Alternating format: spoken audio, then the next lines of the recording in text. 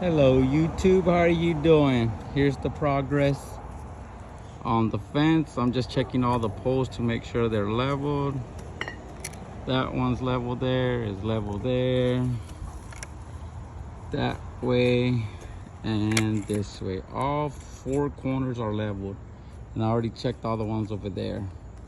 Eli's just playing with his excavator and sand, so just gotta do this one as the last one. And wherever you see the black mark is where I gotta cut to bring it down, because we cannot bury it as far as we wanted to, because there's a big tree right there and there's a lot of roots that went in there, but we were able to bury it. I think it was 16 to 18 inches, and we put a bunch of concrete. Whenever we couldn't bury this more like I wanted to, we just added a lot more concrete to make up for the difference. So this pole has a lot of concrete. That one that's next to that tree has a lot of concrete, and right where that gap is on that tree, we will be able to put the pickets, but the roots on the bottom are not going to let us put them all the way down. So we're going to have to cut those 8, 9, however many it is to take to cross over that hump, but to make it all even. But it'll just, those will just go down up to the root of the tree right there, the trunk, I mean. And then this is the job we did the other day. It's not as straight as I would like to. This pole is sticking out. This pole is the only one that's the one that we didn't do right. We actually buried it a whole pole out. So, and that's why the gate looks a little bit crooked, but all those other ones are straight with the ones behind where they're coming. So we're gonna connect this to that one that's straight now, but the actual 2x4 is gonna be something like that. Like, it's gonna be straight there, but here it's gonna be like at a little angle like that. So as long as I can connect it to the pole, it's gonna have to do right here. And I'm using 3.5-inch screws, so that'll make the difference for the little gap in the back that's going to be sticking out. So that'll make the difference for that. So they're still going to be in tight, but not as tight as I want them. Please like and subscribe. I'm going to be putting up more content of this, and then I do landscaping,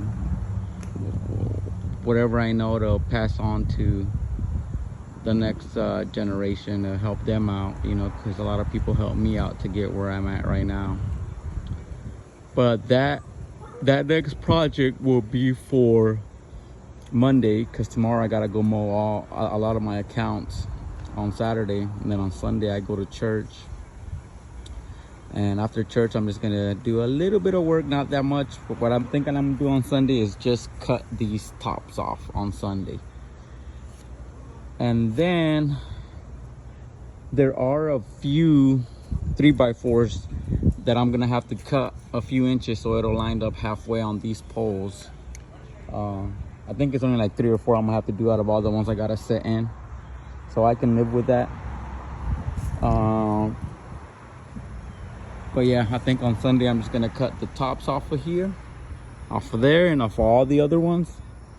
So when we start on Monday, I think I'm gonna do it by myself because my kids have to go to school.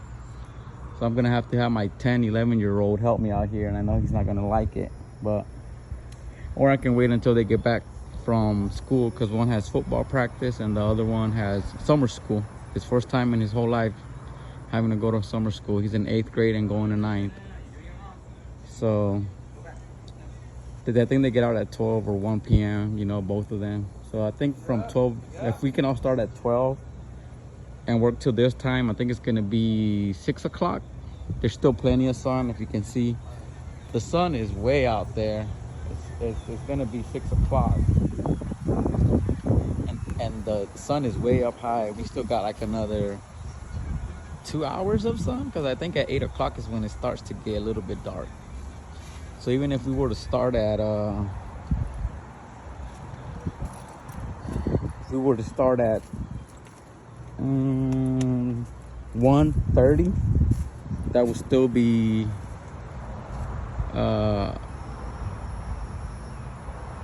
1:30 to 8 would be 6 hours and a half still. 1:30 to 8 is still 6 hours and a half.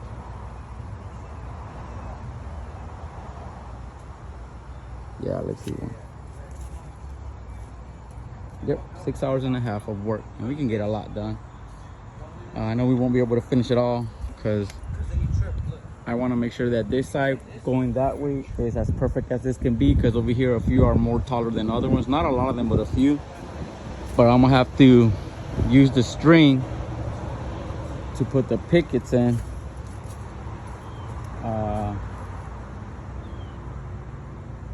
So what we're gonna have to do also is dig here like a line where the picket's gonna be. We're gonna have to dig a line because we're gonna have to take some dirt out to make sure the picket and here, like where the hump is, where the tree, we probably won't have any choice but to cut them. They'll still be even with the top, but the bottoms won't be even, and I can live with that. You know, I'm gonna get it as close to the ground as I can, though. You better believe that. So yeah, all the concrete is in. All the concrete is in. It's drying. It's drying. When we took the old poles, none of them had concrete in it. So I'm grateful and thankful for that, because if not, we would have been struggling. It would have taken us a long time to get all those chunks out of concrete. It would have been a pain. So I know one thing, whoever works on this fence in the future, if it's me again, it's gonna be painful to get the poles and the concrete out. Painful, painful. Painful, painful. So I'm hoping this fence at least lasts us 15, 20 years. And then of course, 15, 20 years, technology is advancing so much that when the next company that needs to put this in, if it's a professional fencing company, that they have skids, excavators, and they'll just be like, let's just dig a hole 3 foot, like if we're about to level it out, but it'll just be on this side all the way down 3 feet, and they'll pick up all the concrete as they're doing that, and it'll be so easy for them, you know, because the big companies have all the big tools and they make their life easier, not harder. So I'm hoping these last me 15, 20 years, and I'll be happy, because then, you know, like I said, everything will be so much different in this world. And these are made for ground contact. All of them are made for ground contact, and I'm using 3.5-inch nails right here. 3.5-inch nails right here. Boom, boom, 3.5-inch nails. So, and these are tight, like hard. And of course we're gonna add more dirt, but I'm gonna wait until I put the pickets in, because we're gonna have to dig out there still. But the concrete it has in there should be enough for us to put should hold up the 2x4s, the pickets, and all that. Yeah, it's strong enough without having to cover it around. And once we put them all in, we'll cover one hole as we're moving down. One, front, back, sides, all that. Pound it real good and compact it there. I usually use a sledgehammer to pack it nice and tight. And yeah, that's gonna be it for this video. You see right here, I gotta cut this one right here too, to be even with all the other ones. But yeah, here's all the rest of the wood I'm gonna use. I got a little bit extra in case I need a little bit more. I'm using a compressed gun, and I'm using a compressor and a nail gun. Here's the old fence, part of it, because we already burnt that half already burnt the other day. So this is the other half from where we worked there that way. It's right here.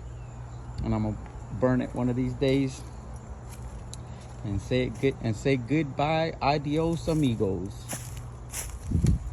So this is the how this fence looks. And let me tell you, for being my first time and not doing the proper procedures on this half, because I didn't use a line and I didn't use nothing, it was all eye level, and it came out pretty good, as good as it could come. You can see at the end it starts to curve a little bit there at the end, because I told you that pole comes out a little bit.